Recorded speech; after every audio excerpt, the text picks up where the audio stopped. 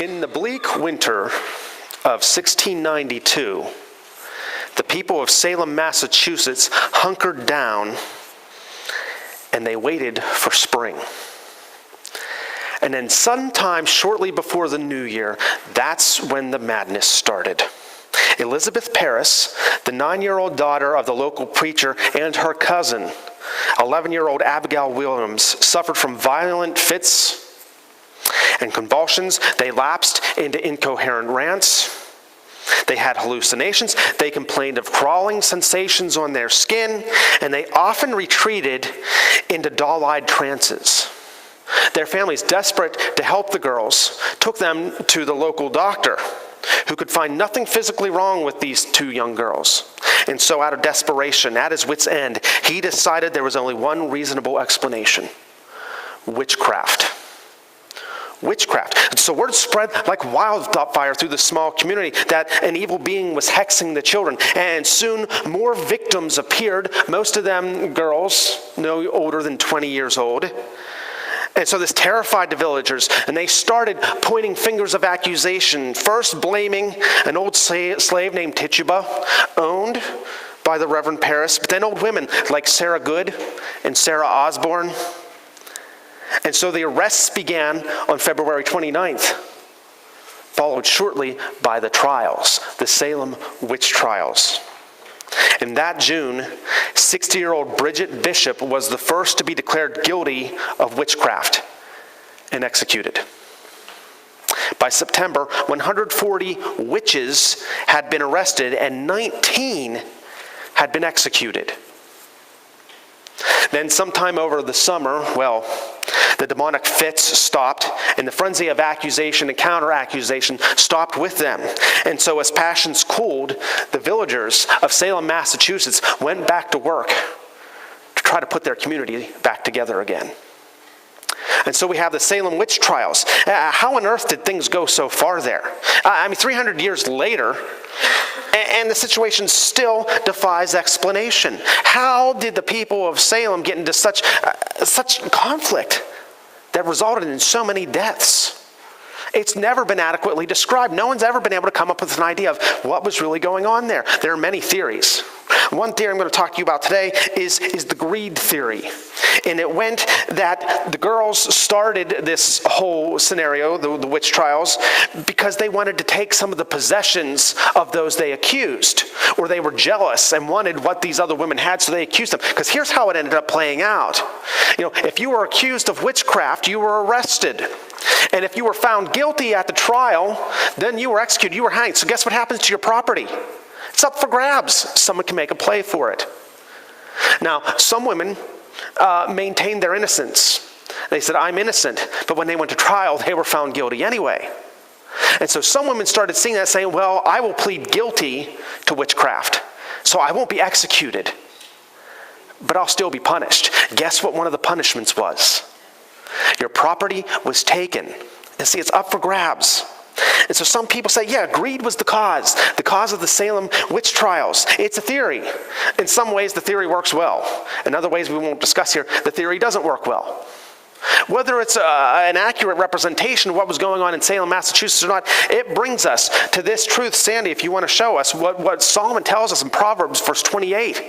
The greedy stir up conflict, but those who trust in the Lord will prosper. The greedy stir up conflict. Now, we've been looking at Proverbs and what Solomon says stirs up conflict. And we looked at how Solomon said hatred stirs up conflict, an angry person stirs up conflict, a hot-tempered person stirs up conflict. And today we look at it says, the greed stirs up conflict. It may have been the case in Salem, Massachusetts during the witch trials. It's certainly the case in much of the conflict we experience in our own lives every day. It's stirred up. That conflict is just stirred up because of greed, whether it's ours or somebody else's. Greed. What does Solomon mean when he talks about greed? He says the greedy stir up conflict. So what does it mean to be greedy? Well, the word used by Solomon here literally means to have a large appetite. You want more. You are selfish and you can be rather intent at getting what you want because you want more. That's what it means to be greedy. And as I thought about this, what is a good synonym for us to use for greedy here, and I think a good synonym for us to use here is American. American, because we as Americans, we are constantly wanting more. Isn't it so? Even though we already have more than we need, we still want more. I want to give you an example from my own life. One Christmas, it must have been 3 or 4, maybe 5 years ago, my sister Terry and her husband Pete, they got me for Christmas 2 action figures depicting characters from Star Trek Deep Space Nine, which I've told you is my all-time favorite TV show. And so they were still in the packaging. It's called on card. So they were still on card. They were still in the box. And I got these 2 characters. And I thought, I didn't even know they made these. Isn't this neat? And I had them. But as I looked at them, and I looked at all the stuff in the back, I saw, well, this is just 2 of 8 that they had in this original series that they ran. So guess what I start doing? After Christmas, I already got all these gifts I don't need anyway, but I need more. So I get on eBay, I'm going on the internet looking up how can I find all these other toys that were released 20 years ago now, almost, and because I need to get the full collection. So I finally get all 8 of them, and I'm looking at them, and guess what I realize?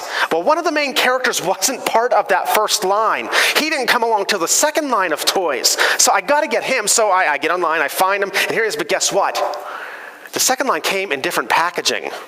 And so he's the only one who's different in this collection of mine now. So how do you take care of that? Well, I need more. I got to get some more from this second line. And then there's a third line. And then there was a fourth line. And so I'm online for several months. This is what I'm doing, spending all this stupid money on these action figures I didn't even know existed before, but now I need them. I want more of them. And guess where they are now? They are sitting on a shelf that lines one wall of my room, and absolutely no one but me sees them, because no one's ever in my room other than me. But I had to have them. See, now you've been there. Probably not with Deep Space Nine stuff, and if you have, let me know. I'd love to look at your collection. But we all got our things, right? Our collections, our wants, our desires that we have to have more of, right? Because we're Americans. It's how we do things. It's greed. You know, we say, well, it's just the American culture, but the American culture is kind of driven a lot by greed. And that's what Solomon's talking about here. It's always wanting more and more, no matter what you have. That's the greed Solomon talks about, with the added element of dissatisfaction.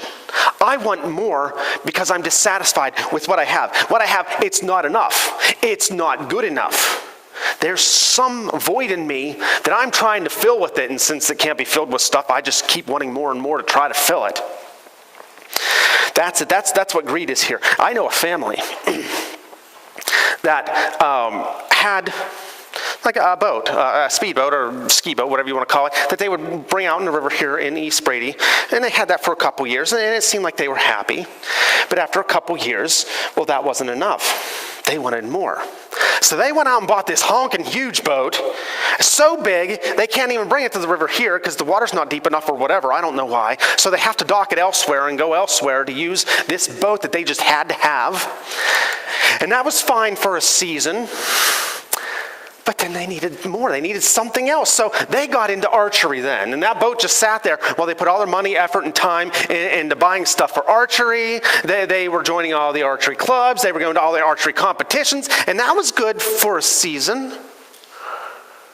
But then they wanted more. And so now they're in to speedboat racing on the river. They're getting these little speedboats, and they're all into that. And now they're going to sell that honking boat that they just had to have, and they're going to buy an RV, and they're going to travel around to all these different speedboat races. And I'm just wondering, how long is that going to last? Until they want something more. Because there's a greed at work here, always wanting more and more. I'm dissatisfied, so I need more. Most of us can say at one time or another, on some level, we battle that dissatisfaction says, what I have isn't enough. I have enough, but I want something else. I want more. We're there because we're Americans. And that's greed working in us. And guess what? It's a warning sign for us. It's a warning sign. It's like a big flashing green arrow pointing at the fact that, hey, there's something not right in our relationship with God. We are dissatisfied. We are dissatisfied in life because ultimately we're dissatisfied with God. And we might be dissatisfied with God for how He's providing for me physically, monetarily. Well, I thought it'd be different than this God. You might be dissatisfied with how God is providing for us emotionally. We might be dissatisfied with God with how He's keeping His promise to take care of us. I expected more out of this God. I guess I'm all right, but can't you do better? We're disappointed with God because He's allowed certain things, certain people, certain events to come into our lives that just seem to be so troublesome. And we're dissatisfied. We're dissatisfied with God. So I'm going to go after all these other things. Because in my opinion, God's not doing a good enough job. So all these things will help me. All these things will make me happy. All these things will make me better. So I need to get more of them. I need more and more and more. And if anyone stands in my way, get out. See, you see how it starts to conflict. And you see how this greed is a spiritual problem. It's a reflection of a problem in our relationship with God. And it's not God's fault. Sandy, show us. This is how James puts it in James chapter 4. I might have mentioned before, James is one of my favorite books of the Bible. He says, what causes fights and quarrels among you? Don't they come from your desires that battle within you? You desire but do not have, so you kill. You covet, but you cannot get what you want, so you quarrel and fight. You do not have, because you do not ask God. So James comes out right in front of people. He says, you know what? You're fighting. You've got conflict. You're quarreling. And do you know why? It's because you're coveting. You are wanting. You're wanting more. You're wanting what other people have. You're wanting what you don't have. And it's causing you to get into fights and quarrels. He tells them right there. And what's causing that? Well, you're not asking God for what you need. You don't have because you're not asking. Now let me ask you. Why do we stop asking God for what we need? Most of the time, it means we're not trusting God. I have to trust myself. I have to get it myself. You're not trusting God. You're dissatisfied with what God has provided, and so you're going to do it on your own. And you're going to trust in all these other things to satisfy you. Let me tell you, if you have a situation in your life where you are wanting more and more of your way, whatever it is, that's going to cause struggle and strife and conflict for you. It's because you are trusting in yourself instead of trusting in God. And that's a recipe for unhappiness. Because it's a recipe for conflict, and no one wants to be there. So if you're there, what do? All right, what do we do? Or how do we keep from getting there? From our greed, stirring up conflict and strife in our life. But let's look at the other side of what Solomon wrote. Well, he said, the greedy stir up conflict, but you see, here's a solution. He provides a solution. Those who trust in the Lord will prosper. He says, you want to prosper, trust in God. Trusting in God is the opposite of greed. Did you ever think about that? So if you've got greed in your life about something, this constant wanting of more, that's a part of your life you're not trusting God. Solomon says, okay, you've gotten into this situation. And out of your greed, because you were looking at other things, you were trusting in other things and not God, you've kind of gone into a bad place. Maybe some conflict. Now what do? Turn back to your first love. Come back and trust in God. And he says, those who trust God like that, they're going to prosper. Hey, we like that word prosper, don't we? Prosperity? Oh, that's part of the American dream. So when we come back to being Americans, prosperity. Hey, what's better, conflict or prosperity? Which do you want? Prosperity, right? So we say, God, prosper me, good, I'm going to trust you. It's like, well, why isn't God prospering me? I don't have everything I want. How come? Because that's not what prosper means. Solomon's not promising you that God's going to give you everything you want. Some preachers preach that, and that's bad theology. That's not what this means. The word prosper here, you want to know what this word prosper that Solomon means, originally means in the original language? It means to be made fat. So how about that for a call to action? Come trust God and He's going to make you fat, right? Some of us say, no, thanks, I already got that covered, right? Yeah, we're getting there. That's That's not the idea. Because you're thinking about being fat from an American perspective. In America, it's easy for us to be fat, isn't it? Because I can go into any store and get my bag of Nichols Donut Fair donuts. And inevitably, 90% of the time when they don't have them, I can get just whatever else junk food that's there and buy it and eat it, and it makes me fat. It's easy to be fat in the United States, isn't it? Yes, it is. But in Solomon's time, it wasn't. They didn't have junk food in Solomon's time. In fact, a lot of people didn't have food in Solomon's time because they couldn't afford it. It didn't keep as easily, so it would go rancid or it would rot, or it was grown far away and they couldn't get it there fast enough. And so food was costly a lot of times. And so being fat in Solomon's day meant you were doing well in life. You could afford fresh food. You could afford more than you needed. Nothing was missing from your life. Everything you needed was provided. So you ate, drank, and were merry, and you got fat. So Solomon is saying, trust in God, and you're going to do well in life. Your life's going to go well for you. That's what he's saying. So hey, there it is right there. Easy. The answer to avoiding all sorts of conflict in our lives, and the answer to living the good life. Trust God. There, we're done. Except for that's just another one of those things that's easy to say, right? Trust God. What do you mean, Pastor? Well, that's a big question. I could teach an entire sermon series about what the Word of God says about trusting in God. We're not going to do that, but there are places where Scripture kind of puts us on the right path. Solomon, other places in Proverbs, puts us on the right path. Sandy, please show us there from Proverbs chapter 3, verses 5 and 6. It's familiar to many of you. It says, trust in the Lord with all your heart. Do not depend on your own understanding. Seek His will in all you do, and He will show you which path to take. He's going to show you which path to take. Solomon says, trusting God means you do it with your whole heart. You don't hold anything back. You're holding something back. That's not trusting God. Why am I not prospering? Well, my full trust isn't in God. What are you holding back for yourself? You've got to give it to God. And Solomon says, don't depend on your own understanding. Depend on God's understanding, not your own, because our own understanding, well, it's going to tell us to save that extra money for yourself, because you can spend it on yourself or something. Our understanding is going to tell you, keep open all your time, don't fill your calendar with stuff, because you never know what opportunity is going to come up and you're going to want to take it. Our own understanding tells us, hey, finish that argument so that everyone knows you're right. But God says, hey, give that extra money to your local congregation, or to that ministry, or to that missionary, or to that person living down the street you know is having a hard time. Help them out. God says, volunteer. Volunteer in your church. Volunteer in your community. God says, stay out of useless arguments that just lead to more conflict. And we say, but God, you don't see that I need, or I have to. And God says, no. Stop trusting in how you see things.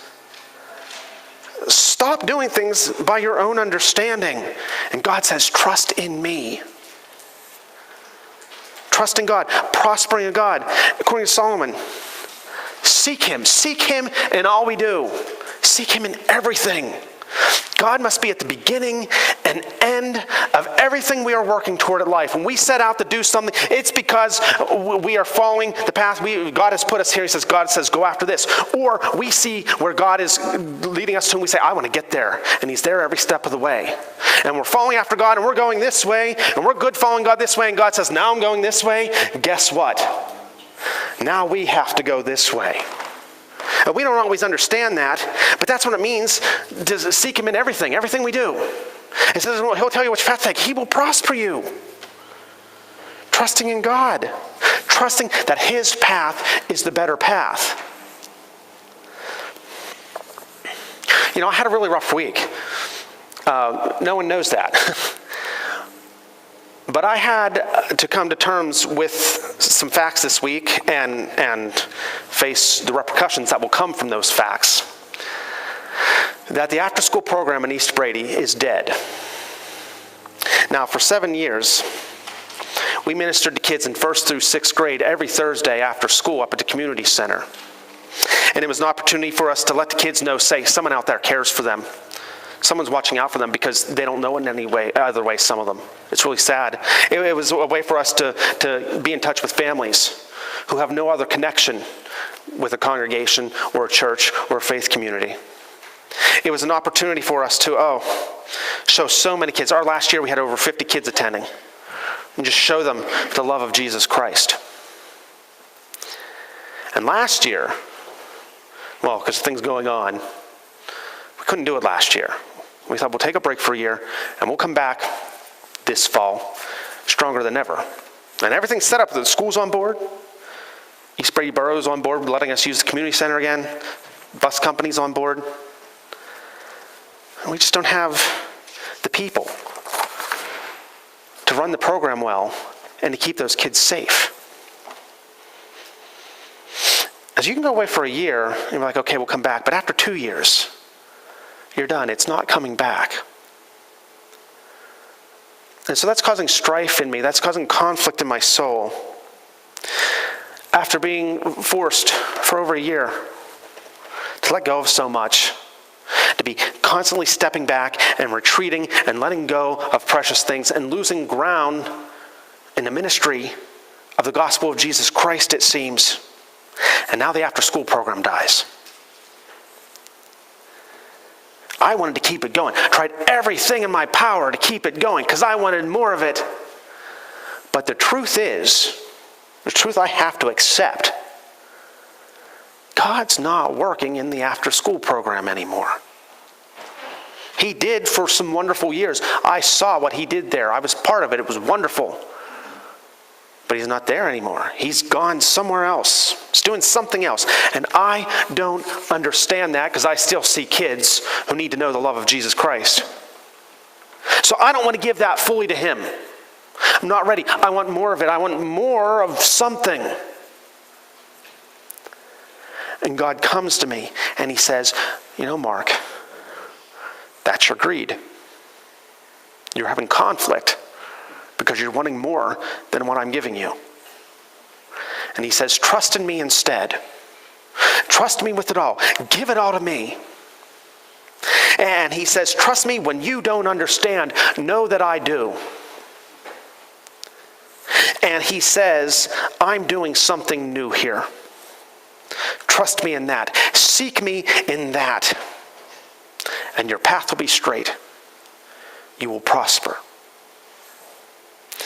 I have no idea what God is doing now in East Brady. We're trying to figure it out. But instead of dwelling and grasping after what I want, I'm going to trust God. And instead of accepting or going after what I want, I'm going to be doing what God does. I have no idea what he's doing, but I'm going to trust him to help me find it. I'm going to trust him to help us get there. And I'm going to prosper. Instead of being starved by my own greed, I'm going to get fat off the blessings of God.